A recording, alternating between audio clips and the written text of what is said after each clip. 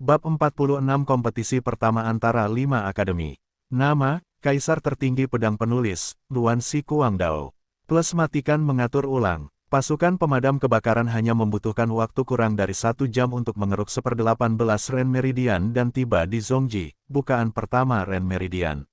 Menurut metode penanaman yang dicatat dalam teknik satu pedang untuk memulai perjalananmu, kekuatan api terus-menerus mencoba mengeruk lubang yang padat dan padat itu serta memurnikan kotoran. Waktu berlalu dengan cepat. Saat itu lagi saat fajar.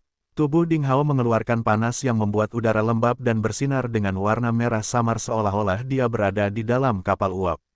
Suhu di dalam ruangan secara bertahap mencapai sangat tinggi. Saat sinar matahari pertama masuk dari jendela dan menyinari tubuh Ding Hao. Ledakan, sosok Ding Hao sedikit bergetar. Dia membuka matanya sambil tersenyum. Haha, akhirnya, aku berhasil. Zhongji, bukaan pertama Ren Meridian, salah satu dari 6 saluran tambahan, akhirnya disempurnakan secara menyeluruh. Bukaan itu, yang awalnya dipenuhi kotoran, kini seperti alam semesta kecil yang baru lahir. Kekuatan api berubah menjadi bola api, bersinar dan terbakar seperti bintang diam. Kekuatan gelap terbang di Zhongji dalam jalur sirkulasi sistemik dengan kecepatan 10 putaran per detik. Sebuah pemikiran muncul di benak Ding Hao. Fiuh, nyala api kecil muncul di telapak tangan kanannya, seperti peri kuning yang berkedip-kedip.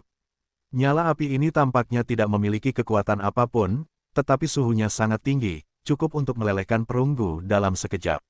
Ada banyak manfaat setelah menyempurnakan Zhongji, kepala Ren Meridian. Ini tidak hanya berarti bahwa Ding Hao dapat mengendalikan api tertinggi, tetapi juga bahwa dia telah menjadi orang unik yang belum pernah terjadi sebelumnya dengan 2 jenis benih dalam 2 sifat yang kontradiktif. Dia menguasai kekuatan es dan api pada saat bersamaan. Itu telah melanggar aturan seni bela diri di tanah tanpa batas. Itu adalah sebuah keajaiban. Saat ini, tidak peduli dalam dantian tengah atau dantian bawah, 6 saluran ekstra, atau 12 meridian standar, budidaya Ding Hao telah mencapai ranah murid bela diri dengan bukaan 1. Keuntungan dari alam ganda adalah meskipun Ding Hao adalah murid bela diri dengan 1 bukaan, kekuatan tempur aslinya sama kuatnya dengan kekuatan murid bela diri dengan 2 bukaan. Jika dia bertarung dengan seseorang, dia pasti akan menjadi blockbuster. Saya tidak punya pisau yang bagus, atau saya bisa berlatih teknik pedang sekarang.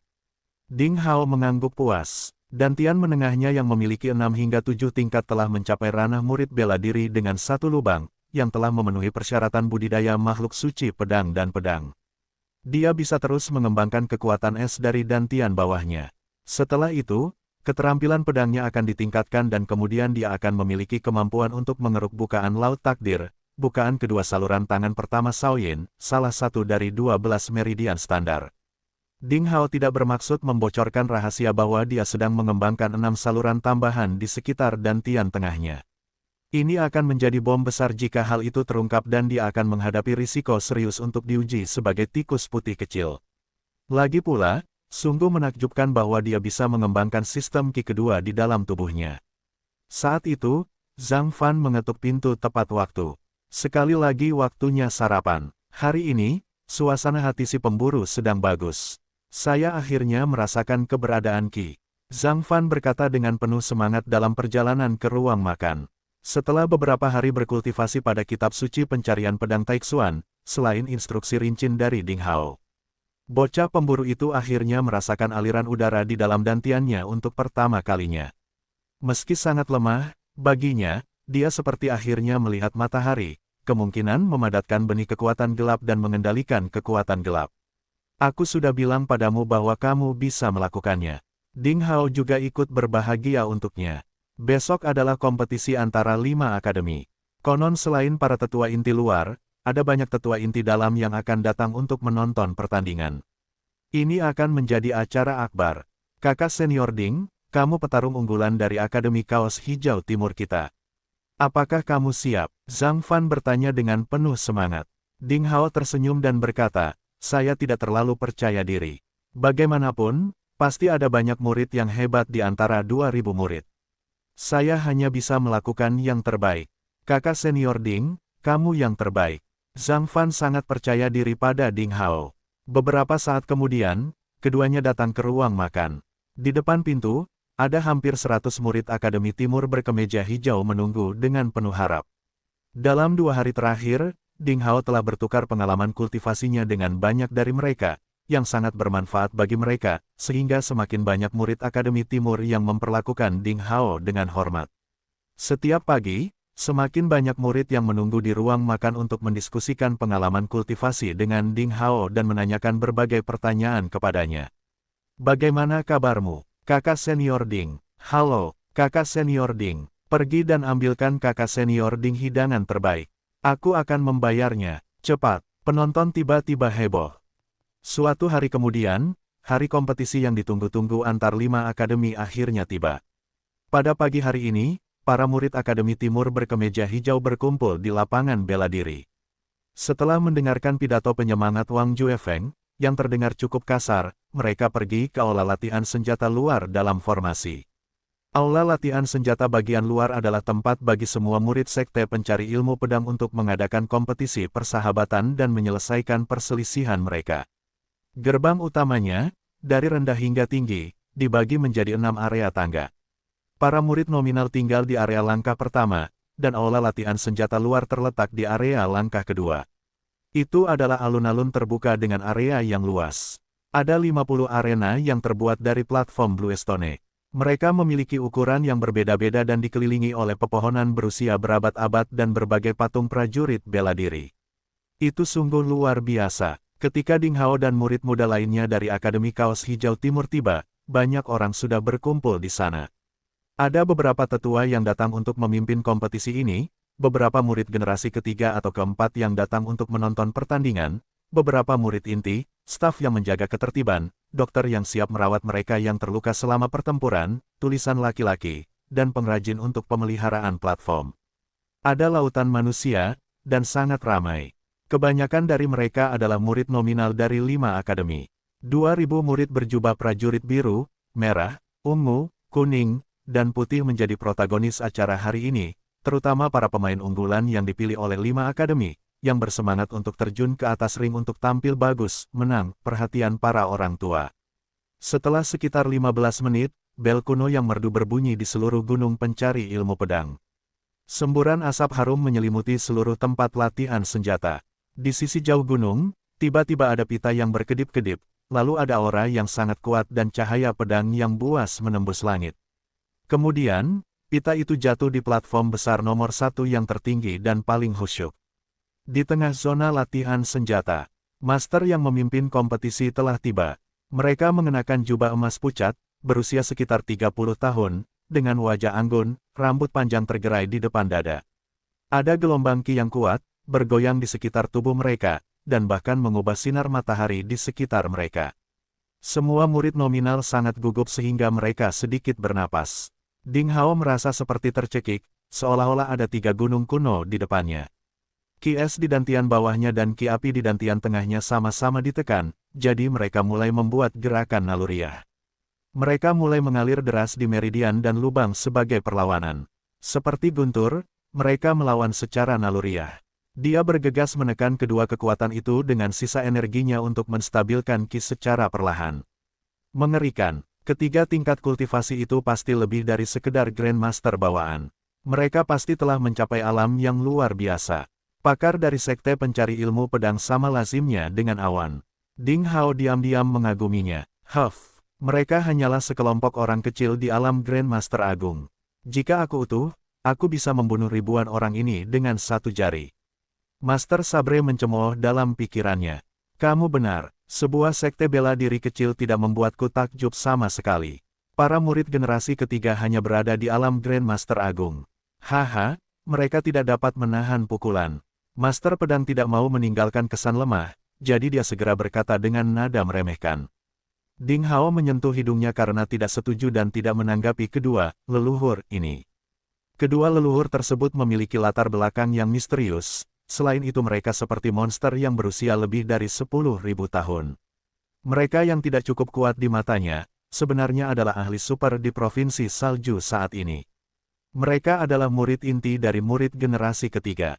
Tanpa diduga, mereka adalah tuan rumah kompetisi ini. Seseorang di antara murid nominal mengenali identitas ketiga pria berjubah emas dan bergumam.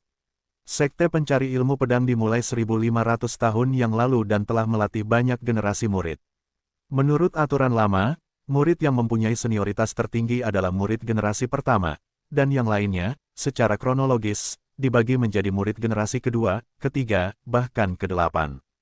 Saat ini, dikatakan bahwa salah satu leluhur dengan peringkat tertinggi di Sekte Pencari Ilmu Pedang telah hidup selama lebih dari 600 tahun dan mengasingkan diri selama bertahun-tahun. Kepala masa kini, Li Xiejian, adalah murid generasi kedua.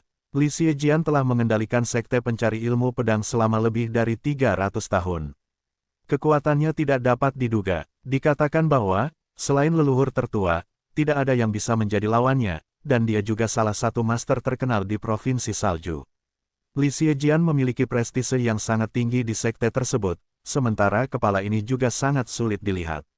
Ding Hao dan murid nominal lainnya tidak memenuhi syarat untuk menghadapi peluang besar ini. Selain beberapa tetua berkekuatan nyata yang sama dengan kepala sekte, murid generasi ketiga memiliki status tinggi di sekte tersebut. Secara khusus, murid inti di antara murid generasi ketiga hampir merupakan kandidat pejabat tingkat tinggi di masa depan. Status mereka berada di urutan kedua setelah murid generasi kedua. Mereka terpilih menjadi tuan rumah kompetisi ini, yang menunjukkan bahwa sekte tersebut sangat menghargai kontes antar murid nominal. Senang bertemu denganmu, kakak senior, paman senior. Di aula urusan militer, semua orang dalam keadaan selamat dan hormat. Saat pria parubaya dengan telinga besar yang berdiri di tengah mengangkat tangannya, kekuatan lembut menyebar dan membantu semua orang. Berdiri, pria ini penuh kekuasaan dan keagungan, dan matanya seperti api yang menyala-nyala. Tidak ada yang berani memandangnya.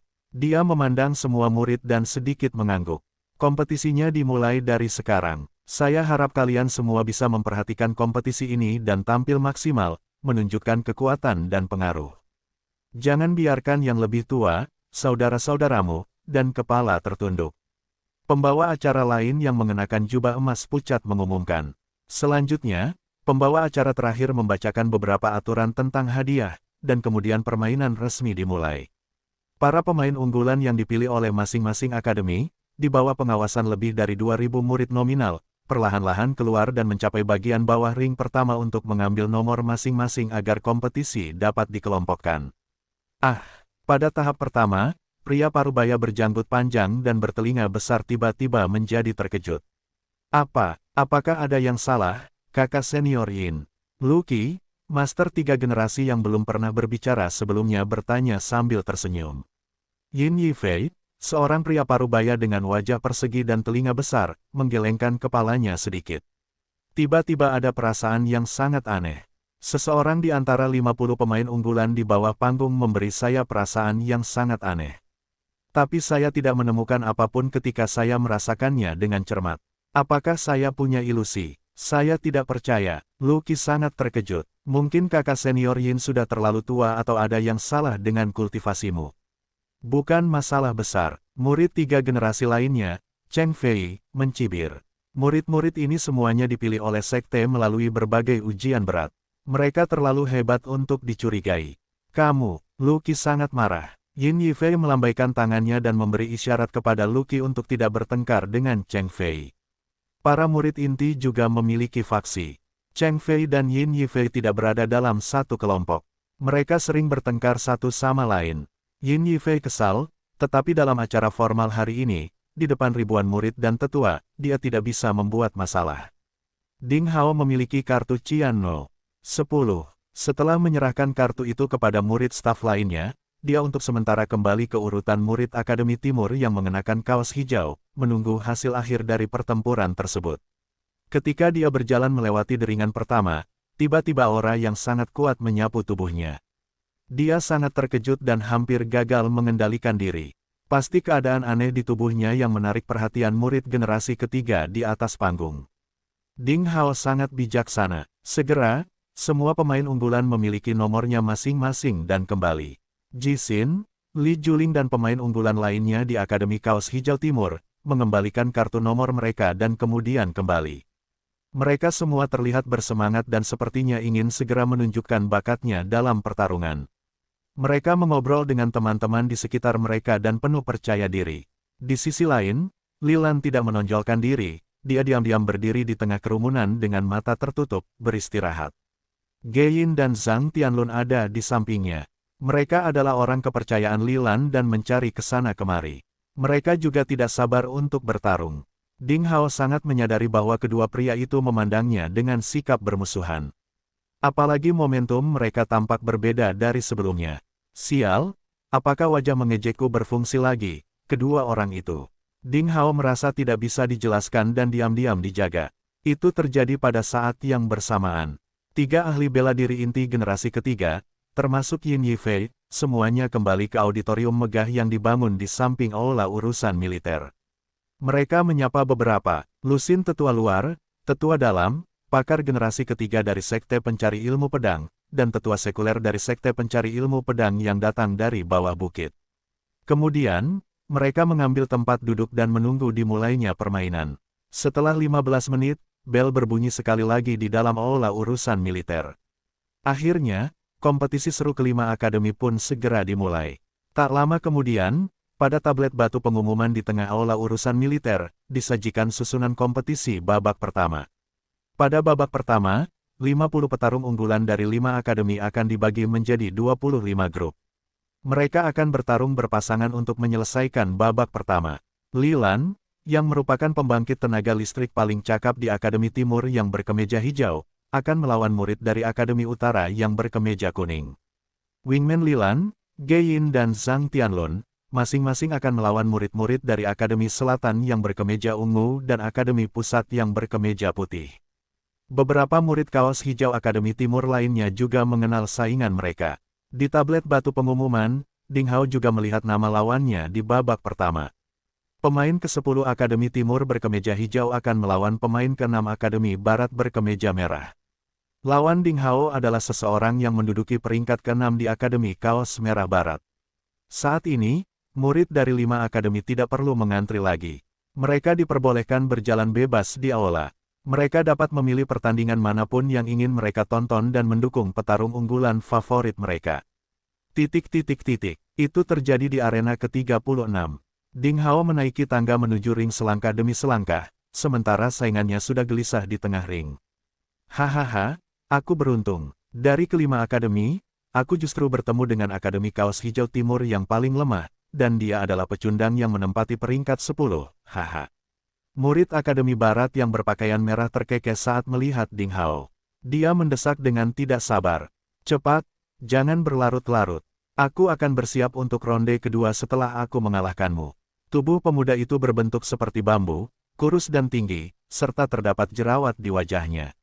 Dia berbicara dengan hidung terangkat seolah dia tidak menganggap serius Ding Hao sama sekali. Ding Hao tetap tenang dan naik ke tengah arena. Seorang murid dalam yang bertanggung jawab pada ronde pertama datang untuk memeriksa perlengkapan yang dibawa kedua lawan. Setelah memastikan tidak ada senjata tersembunyi yang berbahaya atau senjata jahat, murid dalam membahas beberapa aturan yang perlu mereka perhatikan, dan mengangguk untuk menandai dimulainya ronde pertama. Yah, nak, sialnya kamu bertemu denganku. Pemuda seperti bambu itu mencibir dan mendekat selangkah demi selangkah. Ding Hao masih mengikatkan pedangnya yang berkarat di pinggangnya. Dia tidak bergerak dan setenang sungai. Pada saat itu, di dekat ring, tepuk tangan meriah terdengar. Penonton bertepuk tangan dan seluruh ruangan bersorak. Ayo, kakak Ding, saudara Ding, pukul dia dengan satu pukulan. Kalahkan bambu merah yang merajalela sekarang juga. Kami semua di sini untukmu, saudara Ding. Ayo, kemenangan adalah milik saudara Ding. Milik saudara Ding. Penonton bersorak-sorai. Mereka lantang, bertingkah flamboyan, dan menarik banyak perhatian. Bahkan banyak foto besar di auditorium megah yang melihat pemandangan itu. Mereka melihat ke arah suara di kejauhan. Saya tidak menyangka kamu begitu populer. Yah, itu tidak masuk hitungan. Kami tidak menang berdasarkan popularitas dalam kontes seni bela diri. Terserah pada kekuatan seni bela diri Anda. Bambu kurus berwarna merah juga dikejutkan oleh antusiasme masa murid kaos hijau Akademi Timur. Dia tidak bisa menahan rasa cemburu dan kemudian mendekati Ding Hao sambil mencibir. Jika kamu sudah selesai dengan omong kosongmu, mari kita mulai pertarungannya, kata Ding Hao. Kamu bajingan kecil. Karena kamu sangat ingin ditendang, keluarlah dari ring sekarang juga. Bambu kurus berwarna merah merasa kesal. Dia menggenggam sarungnya dengan tangan kanannya. Dia menjentikkan ibu jarinya dan pedang panjang itu ditembakkan dengan kuat dalam bentuk cahaya perak yang mengalir dengan bunyi ding. Sementara itu, dia menginjak tanah dengan kedua kakinya dan mengeluarkan kekuatan. Dia berlari ke depan dengan seluruh tubuhnya seperti jaguar. Dia mengangkat tangan kanannya secepat kilat dan menggenggam sesuatu di udara. Pada saat itu, dia menggenggam gagangnya dan bergerak bersamaan dengan gerakan pedangnya. Mereka seperti kilat. Itu adalah ilmu pedang yang menakutkan. Terlebih lagi, itu bahkan melampaui ilmu pedang dari pemuda berwajah dingin Fang Tianyi. Petarung unggulan dari 5 akademi semuanya merupakan kekuatan yang patut diperhitungkan. Di hadapan pedang Qi, rambut hitam Ding Hao tersebar liar di udara. Meski begitu, wajah Ding Hao terlihat sangat tenang. Dia diam seperti gunung. Ketika ujung pedang hendak menembusnya, dia sedikit miring dalam hitungan detik. Dia menghindari tubuh pedang itu, mendekatkan jari telunjuk dan jari tengahnya seperti pedang.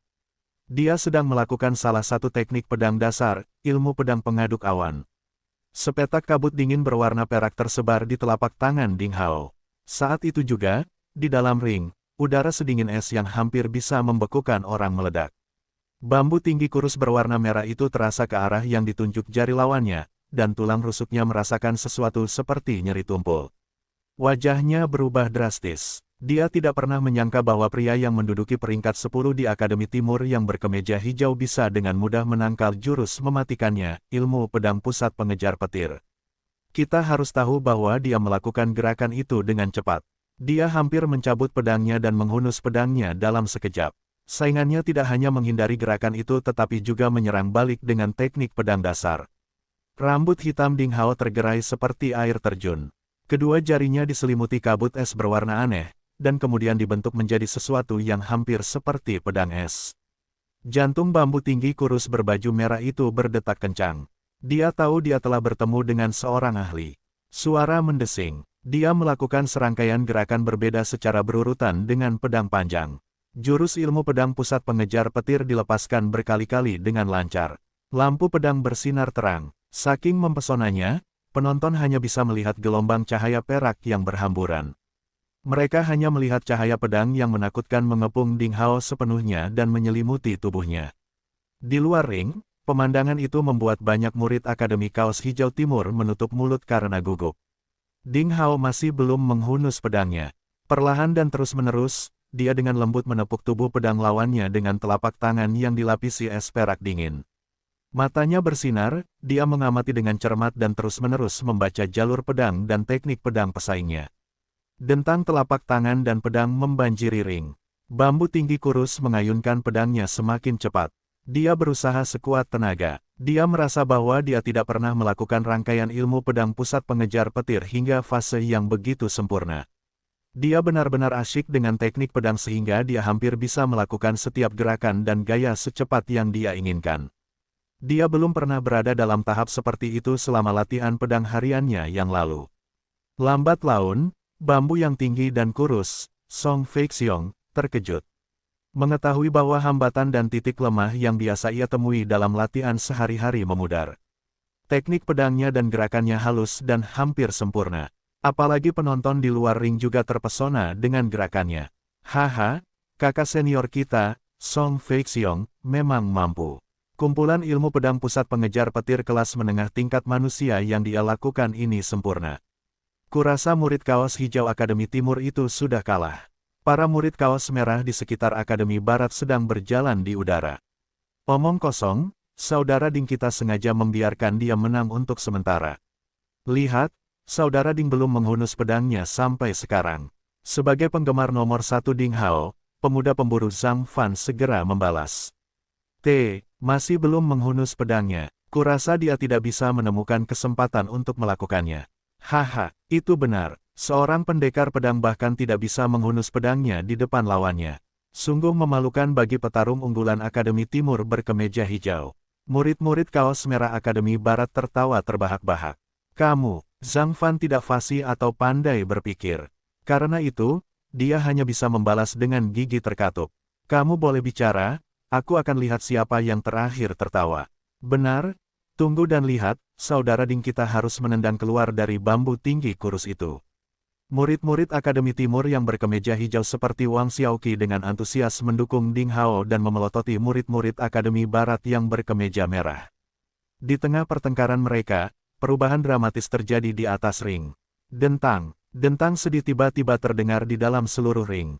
Terlebih lagi, aliran udara sedingin es dari cahaya pedang berhenti pada saat itu juga. Semua orang mengangkat kepala ke arah suara, hanya untuk melihat bambu tinggi kurus berbaju merah, Song Feixiong, berteriak kaget dan mundur selusin langkah jauhnya. Dia memasang ekspresi terkejut dan menatap Ding Hao dengan tidak percaya. Song Feixiong, pada suatu saat, membiarkan pedang panjang di tangannya tergelincir ke tanah. Pedang itu tertancap di ubin hijau arena, masih bergemuruh dan bergetar. Di luar ring, di bawah panggung, pertengkaran antara murid-murid dari Akademi Timur dan Barat tiba-tiba terhenti. Saudara Ding menang. Zhang Fan adalah orang pertama yang datang dan kemudian berteriak dengan antusias. Haha, aku tahu itu. Kakak Ding pasti menang. Kemenangan adalah milik saudara Ding. Hore, kita menang. Hahaha. Murid-murid dari Akademi Kaos Hijau Timur melompat kegirangan. Bagaimana ini bisa terjadi? Saudara Song Feixiong jelas-jelas lebih unggul. Apa yang terjadi? Murid-murid Kaos Merah Akademi Barat yang menunggu kemenangan yang diharapkan dengan gembira semuanya saling menatap dengan kaget. Mereka tidak percaya dengan apa yang mereka lihat. Hasilnya terlalu cepat berubah, itu hampir tidak bisa dipercaya. Itu terjadi di dalam ring, di atas panggung. Kamu menang. Song Feixiong dari bambu yang tinggi dan kurus terlihat pahit. Baru setelah dia didorong oleh kekuatan Ding Hao, dia menyadari bahwa seluruh lengan kanannya yang dia gunakan untuk memegang pedang ditutupi kabut es berwarna perak. Dia merasa mati rasa di otot, dan penyumbatan ki di dalam tubuhnya. Itu karena dia telah dirasuki oleh ki dingin saingannya. Hingga saat ini ia baru menyadari bahwa kekuatan lawannya jauh melebihi dirinya. Saat itulah Song Feixiong dengan getir melihat lawannya, dari awal hingga akhir, tidak bergerak sedikit pun. Ini dengan jelas menunjukkan bahwa meskipun cahaya pedang membanjiri seluruh panggung, dan ilmu pedang pusat pengejar petir miliknya tampaknya lebih unggul selama ronde tersebut, pada kenyataannya, mereka tidak melukai Ding Hao sedikit pun. Meski begitu, Song Feixiong juga menyadari sesuatu. Memikirkan bagaimana dia menerobos dan memahami teknik pedang selama pertarungan, Song Feixiong merasa lebih terkejut. Akibatnya, dia menemukan bahwa Ding Hao tampaknya memiliki aura yang sangat aneh, yang dapat dengan mudah membawa Song Feixiong ke tahap teknik pedang yang mendalam dan mengatasi hambatan yang sudah lama ada. Perasaan luar biasa yang sulit dia gambarkan. Song Feixiong berbalik dan menarik pedangnya. Dia mengambil kembali sikap merajalela yang dia lakukan sebelumnya dan memberi hormat dengan tangan terlipat penuh hormat. Ia berkata, putaran bersamamu membuatku mencapai tingkatan baru dalam ilmu pedang pusat pengejar petir dan menerobos. Aku tidak perlu mengeluh mengenai hasilnya. Dan kamu benar-benar layak untuk menang. Kamu kuat. Ding Hao mengangguk sebagai jawaban. Teknik pedangmu juga bagus. Sebenarnya alasan mengapa Ding Hao tidak melakukan pertarungan cepat adalah karena dia ingin melihat dan membaca teknik pedang lawan. Ilmu pedang pusat pengejar petir adalah teknik pedang kelas menengah tingkat manusia, jauh lebih unggul dari teknik pedang dasarnya, pedang silang cepat. Ding Hao telah menonton 4 hingga 5 kali sebelum dia secara kasar mengingat gerakan seluruh set.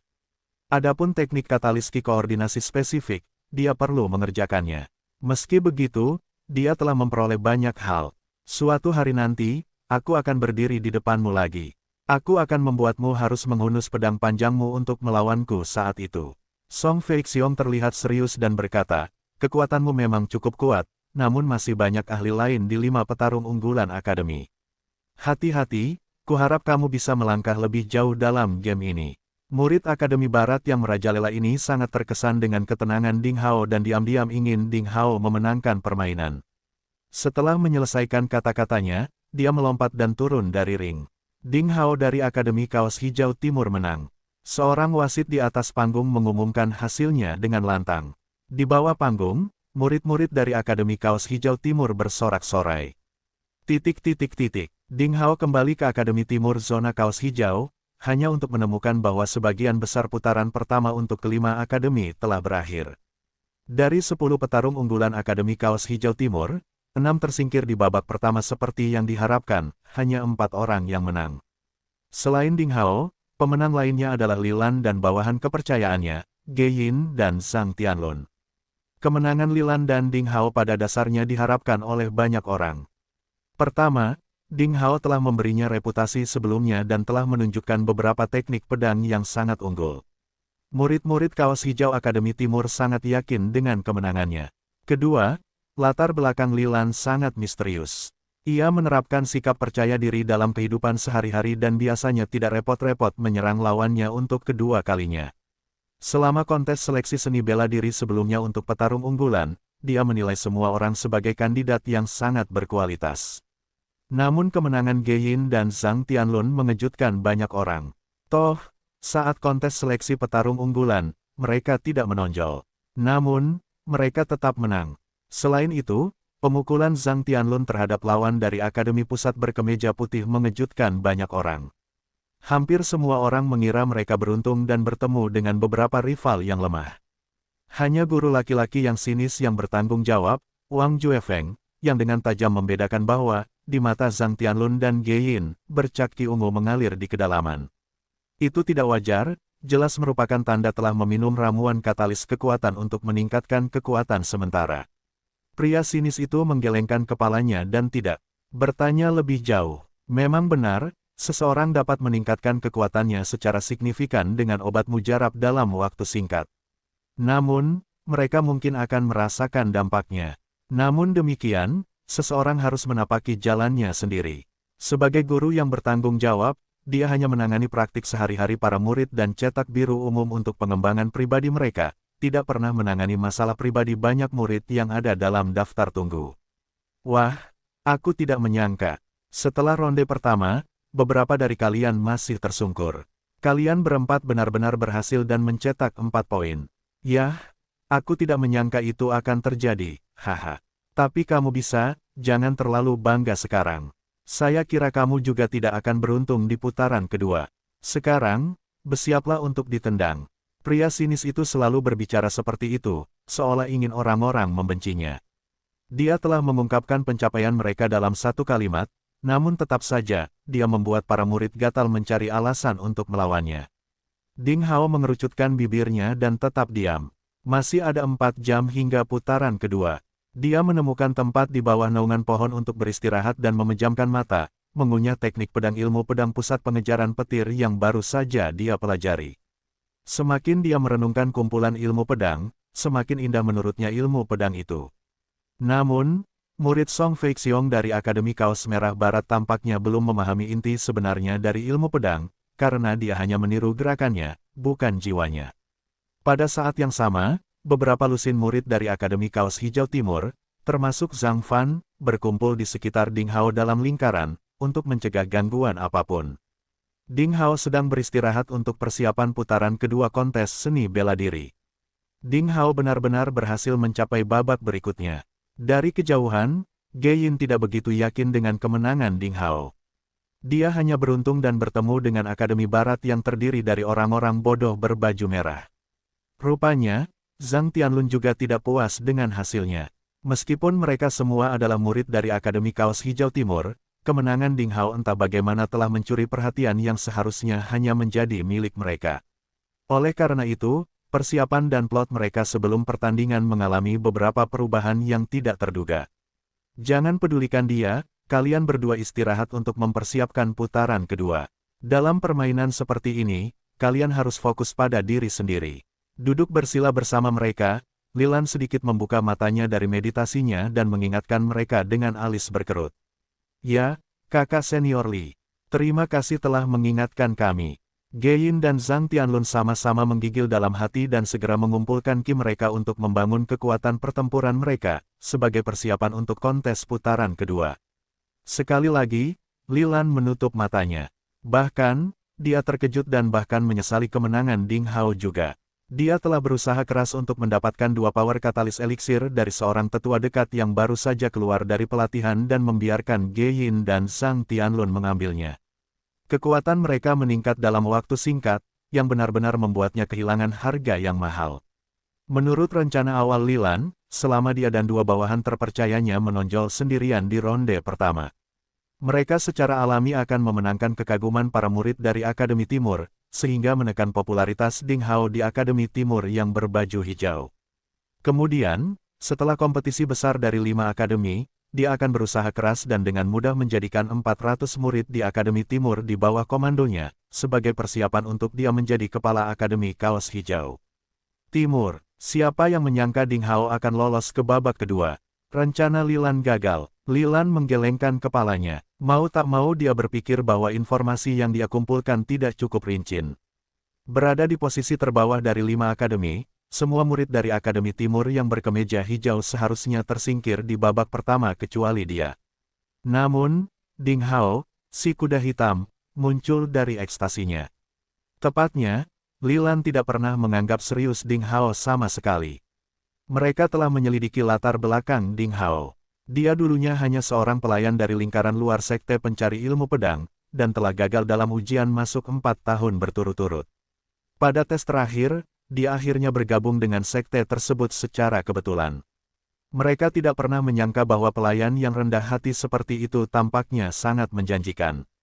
Yah, kamu tidak akan beruntung pada putaran berikutnya. Lilan mencibir dalam hatinya. 4 jam kemudian, putaran kedua kompetisi besar 5 akademi dimulai. Setelah tes putaran pertama, kelima akademi telah diberi peringkat. Akademi Kemeja Putih Pusat secara umum diakui sebagai yang terbaik dan berkinerja sangat baik. Selain yang dikalahkan oleh Zhang Tianlun, di antara 10 petarung unggulan, 9 di antaranya secara ajaib berhasil lolos ke babak kedua dengan perolehan 9 poin, secara kolektif berada di peringkat pertama. Akademi Selatan berkemeja ungu menempati posisi kedua, Liu Kuang dan 5 orang lainnya mengalahkan rival mereka sendiri dan secara kolektif mencetak 6 poin. Kemudian, Akademi Kaos Hijau Timur yang dianggap paling lemah, membuat semua orang ternganga. Karena performa kuat dari Ding Hao, Lilan, dan lainnya, mereka justru menyelamatkan akademi mereka dari posisi terakhir. Dengan 4 kemenangannya, mereka menempati posisi ketiga dengan 4 poin.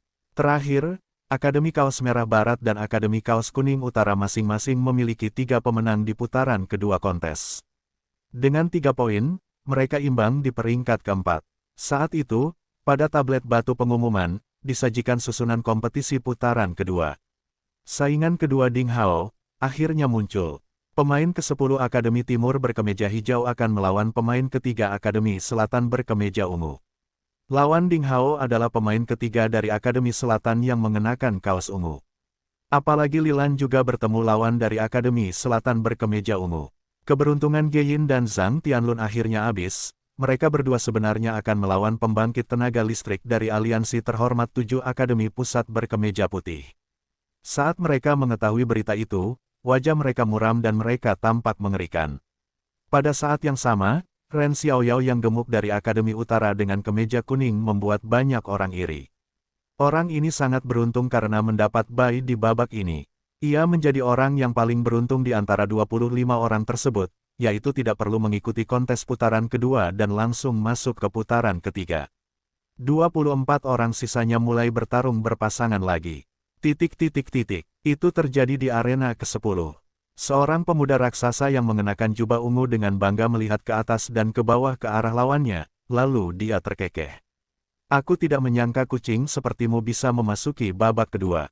Aku Nan Mengzeng, siapa kamu, banci? Saya Lilan. Lilan mengumumkan namanya dengan tenang. Namun, kilau dingin muncul di dalam matanya, hanya sesaat.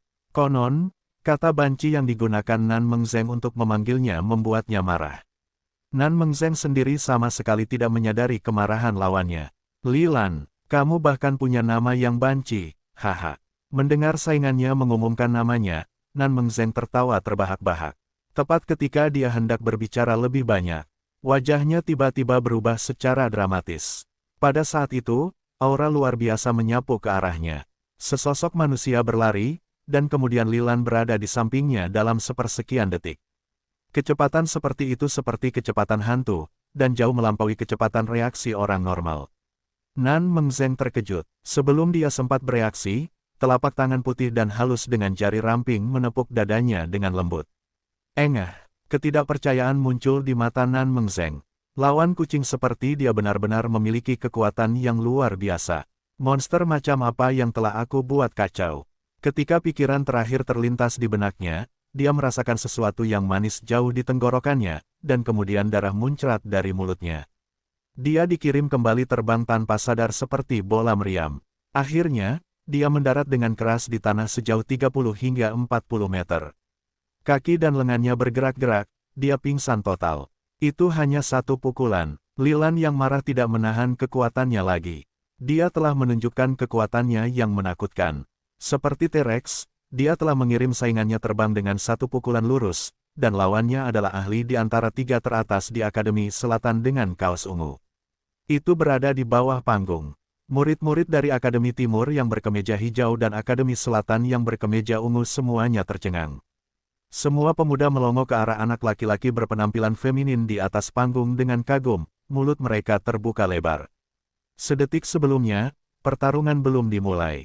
Sedetik kemudian, pertempuran telah berakhir. Mereka bahkan belum mengetahui apa yang terjadi di atas panggung. Lilan, dia memiliki kekuatan yang sangat kuat. Metode yang kejam. Lilan, akhirnya, Lilan mendapatkan reputasi, dan reputasi itu akan mengesankan semua orang yang mendengarnya. Itu terjadi di arena ke-14. Engah. Geyin baru saja bertarung selama 1 menit sebelum dia menarik tubuhnya ke belakang, darah muncrat dari mulutnya. Dia terhuyung dan berusaha menenangkan diri. Namun, dia hanya bisa menatap lawannya dengan kagum, tanpa kekuatan sedikitpun untuk melawan. Lawannya adalah mania bela diri di tempat ketiga aliansi 7 terhormat dari Akademi Pusat Berkemeja Putih, Chen Sheng. Dia adalah seorang pemuda berkulit kecoklatan, pendek, dan kurus. Selama pertempuran, dia tersenyum sepanjang waktu, memperlihatkan giginya yang seputih salju.